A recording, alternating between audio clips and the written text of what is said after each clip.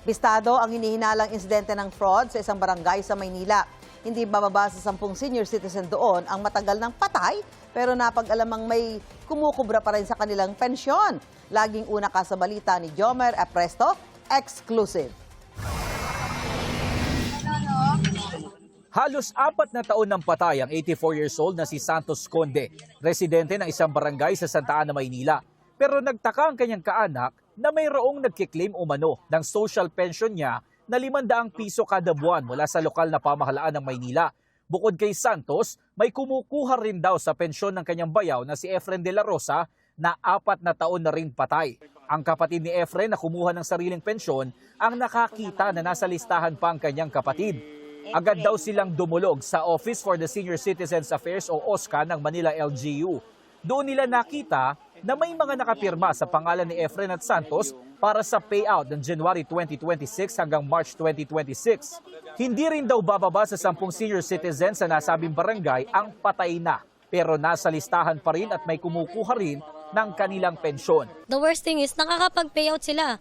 And then may signatures pa. Ang malala, sir, napipirmahan nila, ang dinodoktor nila yung signatures.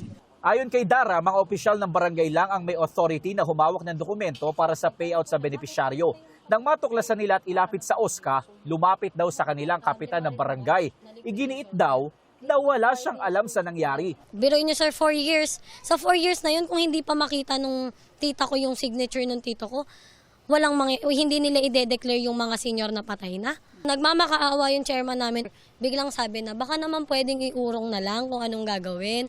Ibibigay ko yung sahod nung dalawa, iurong nyo lang. Maling-mali, hustisya. Desidido ang pamilya ni Dara na ituloy ang reklamo laban sa barangay officials na sangkot umano.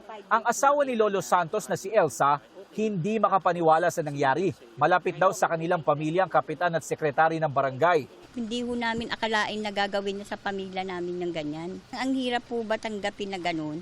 Kasi alam ho ng buong barangay kung gaano kami kahirap. Narito ako sa mismong barangay hall na inirereklamo ng ilang residente. Sinubukan namin makipag-ugnayan sa mga opisyal ng barangay pero ayon sa ilang naka-duty na tanod, walang mga opisyal ng barangay na naka-duty sa mga oras na ito.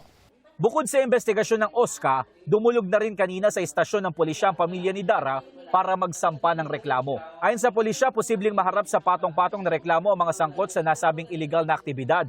Kabilang na rito ang malversation of public funds, falsification of public documents at estafa. Ayon naman sa DILG, aalamin muna nila ang katotohanan sa likod ng kwento bago magbigay ng komento. Hinihintay pa namin ang tugon ng Manila LGU kaugnay sa nangyari. Ito ang unang balita, Jomer Apresto, GMA News.